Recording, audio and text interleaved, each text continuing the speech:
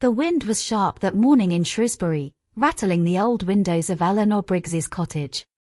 She stirred her tea in silence, the spoon clinking softly against the porcelain. A calendar hung crooked on the wall behind her, each page a quiet reminder of days long past. The date was circled in red, the day of Daniel's wedding. Eleanor sat at the kitchen table, watching the hands of the clock crawl toward 10. No message. No call. No car pulling up the narrow driveway to collect her. She had picked out her dress weeks ago, a soft lavender gown with lace sleeves, carefully hung behind her bedroom door. It still hung there, untouched. She rose slowly, joints stiff from the morning chill, and made her way to the hallway. On the small wooden table near the door sat a silver photo frame. Inside, a picture of her holding Daniel as a baby, his tiny hand clutching her necklace. That necklace still hung around her neck, worn every day since the moment her daughter passed. 20 years. That was how long she had kept the truth sealed. Eleanor opened the drawer beneath the photo frame. Her fingers trembled as they brushed against the edges of old papers, until they landed on a yellowing envelope, unsealed, yet never delivered. The handwriting on it was delicate, slanted. Her daughter's. She held it for a moment, the weight of it heavier than anything she had carried in years. Then came the silence, no birdsong, no cars, only the thrum of her heart. It was not just an empty house. It was the feeling of being erased. She stepped back into the kitchen, her eyes drawn once more to the calendar. The ceremony would begin at noon. She knew the venue, a countryside estate an hour's drive from here. A grand place, fit for politicians and legacy. Not for a woman like her, apparently. But she had something they didn't. Eleanor took a breath, folded the letter, and tucked it into the pocket of her coat. She wasn't sure what would happen once she arrived. She only knew one thing. She would not be staying silent. The estate was even grander than Eleanor had imagined. Rows of manicured hedges framed a long stone driveway, and an ornate fountain trickled gently at the entrance, surrounded by glossy black cars. She stepped out of the taxi with careful grace, clutching her handbag tightly in one hand, the other buried deep in her coat pocket, holding the folded letter. No one turned to greet her.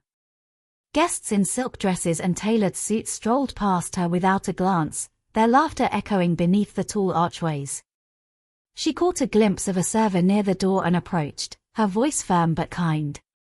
"I'm here for the wedding. Daniel Briggs."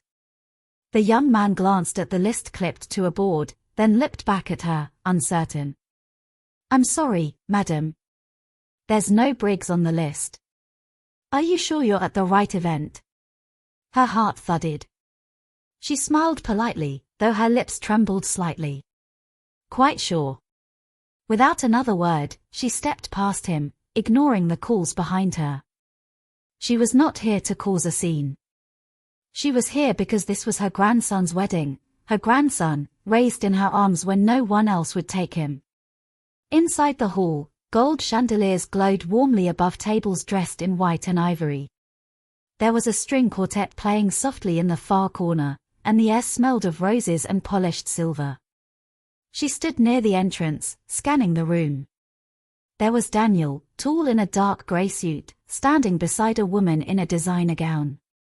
His fiancée. And near them, smiling broadly and chatting with guests, was a man Eleanor recognized immediately, Rupert Norwood, father of the bride, member of Parliament, and a man she had once known under very different circumstances. Eleanor's grip on her bag tightened. Daniel hadn't seen her yet. His back was turned, and for a fleeting moment, Eleanor considered walking away. She could leave the letter, let the truth unfold without her presence. But then she remembered her daughter's face, her words written so long ago. No. She had come this far.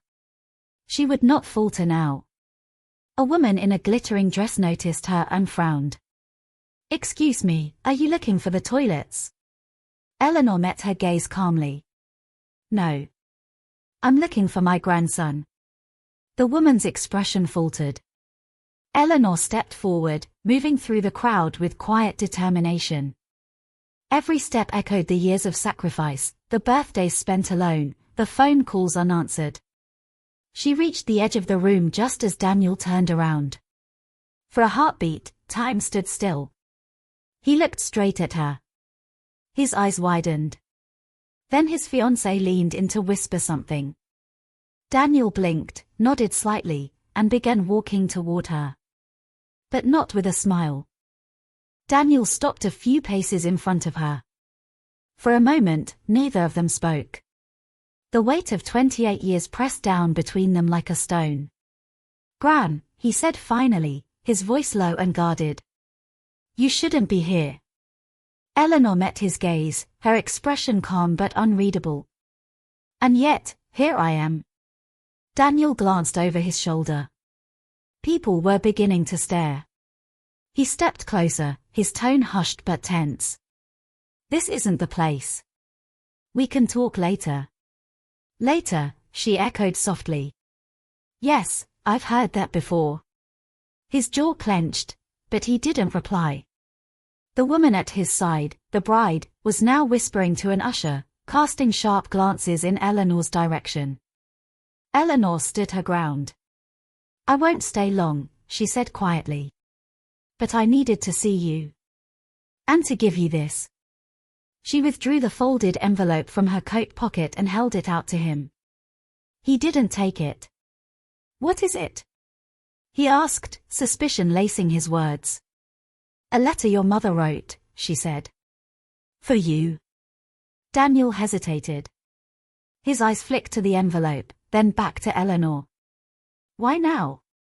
Eleanor looked past him, toward the glittering room. Her voice dropped. "Because the man standing beside your future father-in-law once stood beside me. A long time ago. And your mother knew it." The words sank into the air like ink in water. Daniel's brows furrowed, his lips parted slightly. Behind him, the music shifted, the string quartet now played a romantic waltz, signaling the start of the pre-ceremony gathering. But in that moment, the room blurred. For Eleanor, there was only one face she couldn't tear her eyes away from. Rupert Norwood. He hadn't changed much. Graying now, but still tall, still full of charm. And still a liar. He turned slightly, catching sight of Eleanor at last. Their eyes locked across the crowd. His expression didn't falter, no panic, no surprise, only a brief flicker of recognition before he turned back to his daughter and laughed at something she had said. It was that nonchalance, that perfect performance, that had once made her fall for him. And that same charm had led to the ruin of her daughter. Eleanor reached forward and pressed the letter into Daniel's hand. "Read it." "Not now, not here. But soon." Daniel took it reluctantly. "If this is some attempt to..." But Eleanor had already turned. She walked past the well-dressed guests, their eyes darting toward her and quickly away again. She walked past the flowers and silverware and music. Past the glimmer of polished shoes and whispered disapproval. Her steps were steady, her head held high. She didn't look back. The rain had started by the time Eleanor reached the edge of the estate.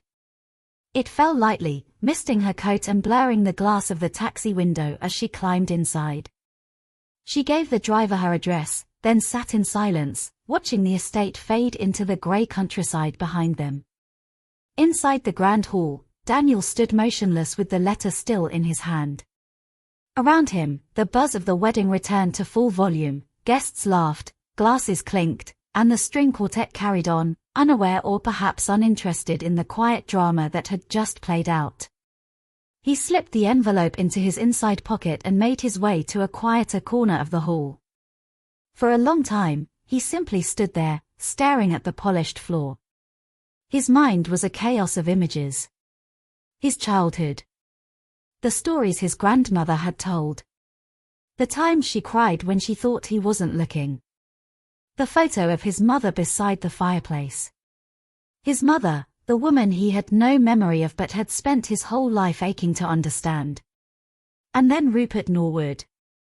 He had always found the man strangely familiar, though they had met only twice before, brief, polite exchanges, the kind that lingered without explanation. There was something in his manner, his eyes, even the way he shook hands. Now, with Eleanor's words echoing in his head, the pieces began to shift. He left the hall quietly and walked down a corridor lined with portraits and gilt-framed mirrors. At the far end stood Rupert, deep in conversation with a man in a navy suit. Daniel waited until the man walked away before stepping forward. Rupert. The older man turned, surprised but composed. Daniel. Everything all right? Shouldn't you be with Annabelle? I will be. Just a moment. Rupert gave him a smile. It was the same one he gave reporters, donors, colleagues. Go on, then. Daniel hesitated, then said, Did you know my mother? For a beat, Rupert's expression didn't change. Then, ever so slightly, his smile froze. Pardon? My mother, Daniel repeated. Her name was Lily. Lily Briggs. Rupert blinked. Yes. I met her once, I believe. She was Eleanor's daughter, wasn't she? Yes. Daniel took a breath. Did you know her well? Rupert laughed softly. Good heavens, no. I was just a friend of the family, many years ago. I supported a few charities Eleanor worked with. Daniel studied him. Rupert's tone was easy, confident. But his fingers had curled tightly around the edge of the glass he was holding. A small crack had appeared in its base. Right, Daniel said. I just wanted to be sure. Rupert gave a nod, then lifted his glass. To your future, Daniel. You've done very well. Daniel turned away without responding. He returned to the main hall, his face unreadable. The envelope still rested in his pocket, its weight now unmistakable. It was time. The room was filled with light, laughter, and the delicate clatter of champagne flutes. Speeches had begun, each toast more effusive than the last. Daniel sat beside Annabelle, his hand resting gently over hers, yet his mind was far away. The letter burned against his chest. As her father stood to give his speech, Annabelle beamed with pride. Rupert began with charm, weaving tales of her childhood, honoring tradition, and welcoming Daniel into the family. Polite applause rippled through the room. Daniel clapped too, but his fingers felt numb. Later, when the room erupted into dancing and music, Daniel slipped away unnoticed. He walked through the corridor once more, past gold-framed mirrors and quiet corners, until he reached the library. It was empty, dimly lit, and smelled faintly of old books and wood polish. He closed the door softly behind him, pulled out the envelope, and sat in a leather armchair by the window. His hands shook slightly as he unfolded the paper. The letter was dated 18 years ago. The ink had faded in places, but the words were unmistakable. It was addressed simply, to my darling boy, if ever this truth needs to be told. Daniel, it began. There may come a time when questions rise you never knew to ask. When that time comes, I pray you'll read this with kindness in your heart and strength in your soul.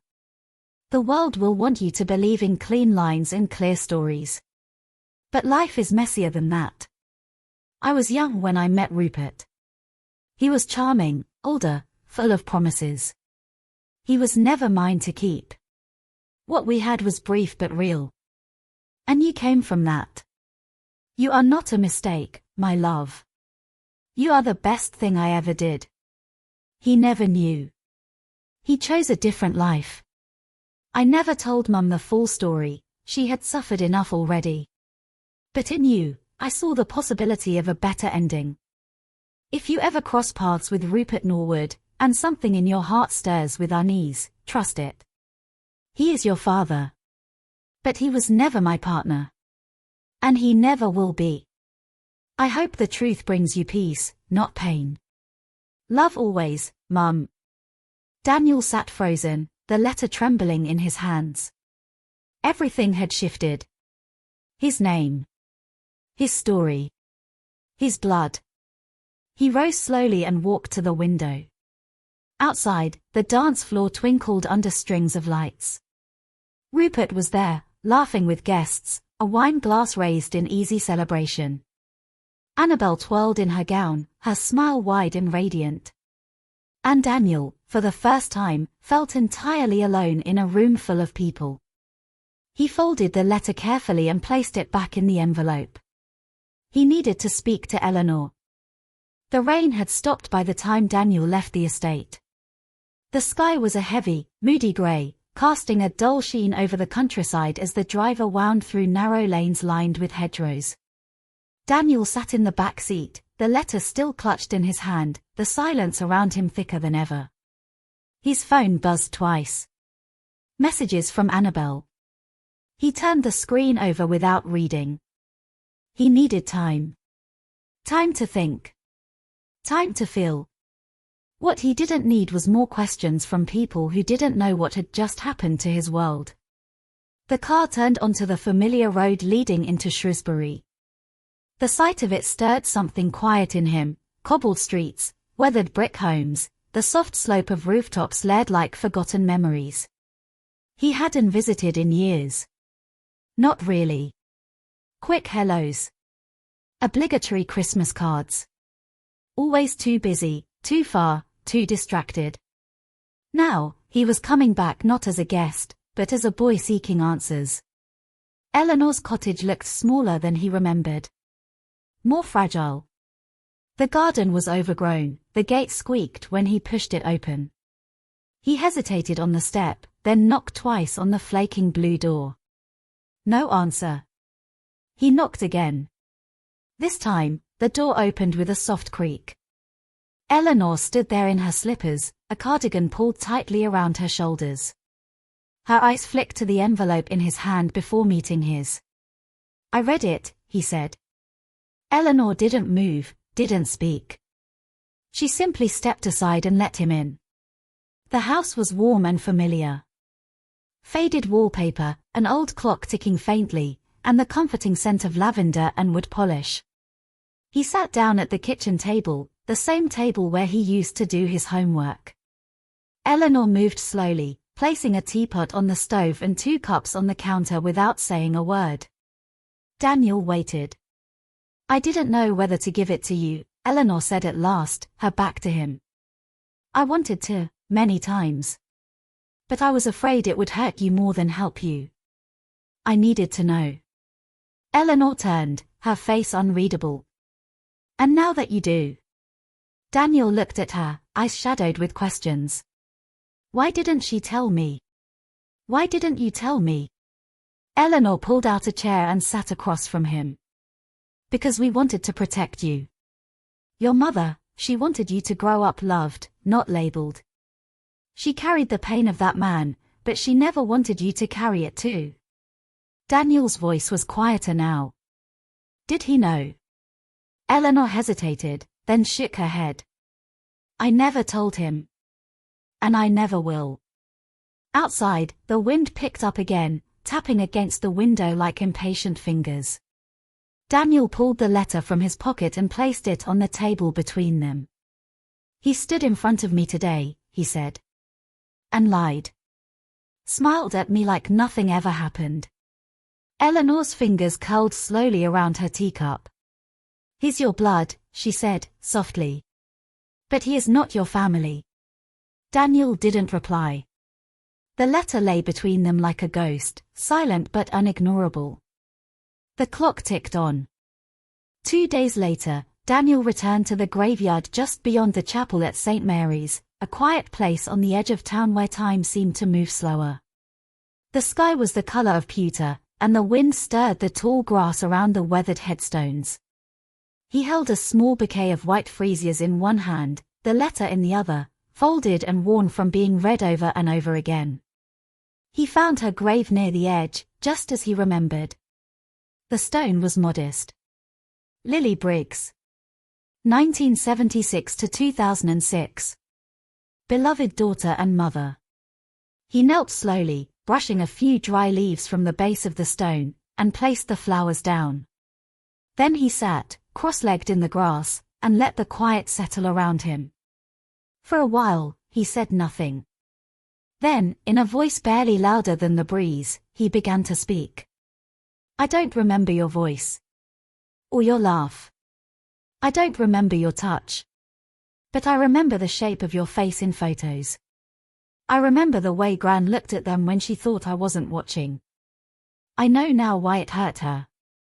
His voice broke, just a little. I got the letter. I know the truth now.